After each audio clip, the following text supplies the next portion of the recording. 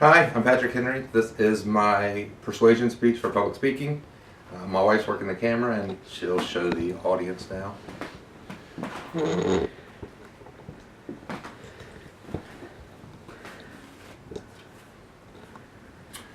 So imagine you get up in the morning, you get dressed, and you go to work. Most people work 40, 50 hours a week. Now, imagine after all of the hours you put in on the job and all the sweat and all the money that you make your employer, um, you don't get one penny for all the time that you spend. This is the situation that college athletes face. Merriam-Webster defines a job as a duty, task, or function that someone or something has and something that requires very great effort. Being a college athlete precisely fits that definition. Today I'm going to convince you that college athletes should be paid for their efforts. They make billions of dollars for the National Collegiate Athletic Association. They work well over 40 hours a week, and by financially compensating them, they would be a lot less likely to accept illegal funds from boosters and other sources. The National Collegiate Athletic Association, according to NCAA.org, is an organization dedicated to safeguarding the well-being of student athletes.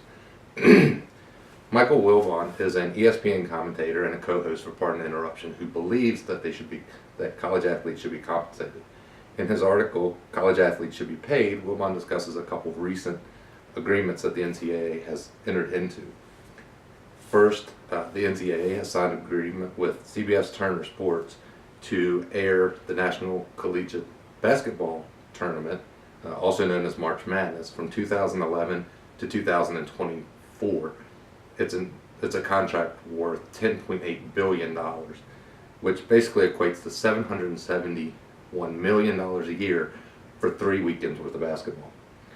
The NCAA has also agreed to allow ESPN to air the College Football Championship Series for $500 million. So that's quite a bit of money. Per Wilbon, in the same article, I'm interested in seeing the people who produce the revenue share a teeny tiny slice of it. And he poses the question, what if people in the business of money took $1.3 billion off the top, invested it, sheltered it, and made it available to provide a stipend for college athletes? How could anyone stand on principle and argue against paying the people who make the events possible in the first place? I kind of relate it to having a concert or a band touring and going across the world, and the members of the band don't make a penny. They're the reason that the spectators are there, but they're not getting paid for it. So, according to Alan Sanderson and John Siegfried in The Case for Paying College Athletes, although the NCAA unilaterally limits practice to 20 hours a week, there are innumerable ways that coaches can circumvent this nominal limit. There are many meetings and community service activities, conditioning and strength training that don't count to the limit. So the 20-hour limit is basically supervised team practice. So there's a lot of other events that they do that absolutely doesn't count.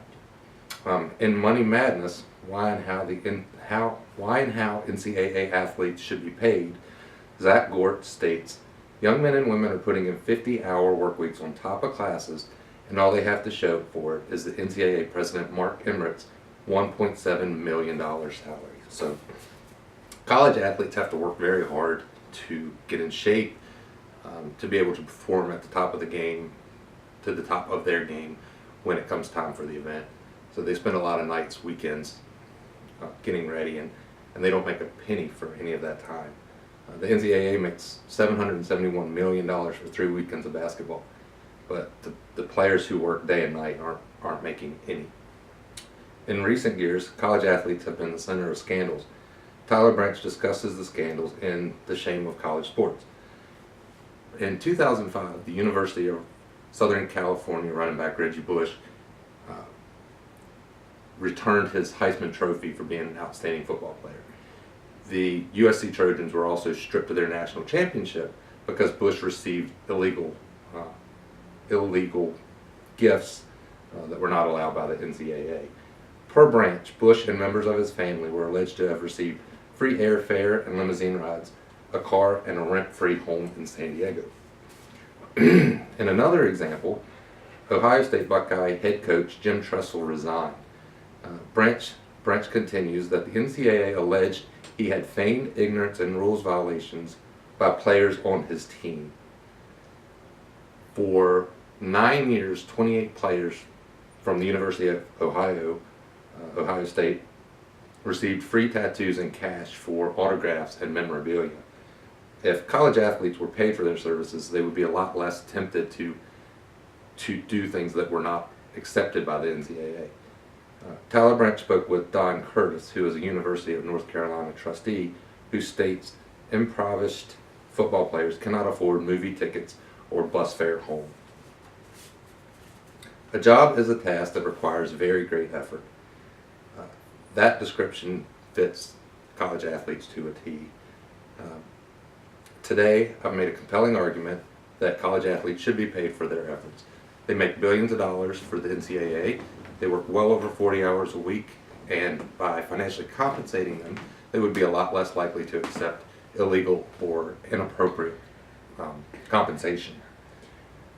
According to NCAA.org, last accessed on April 7, 2016, values such as respect, caring, fairness, civility, honesty, integrity, and responsibility are equally important on and off the field. So how can NCAA teach these values when they make billions of dollars off of the backs of unpaid college athletes? For an organization supposedly dedicated to the well-being of college athletes, the NCAA seems to fall a bit short. Thank you. Now we'll show the audience again.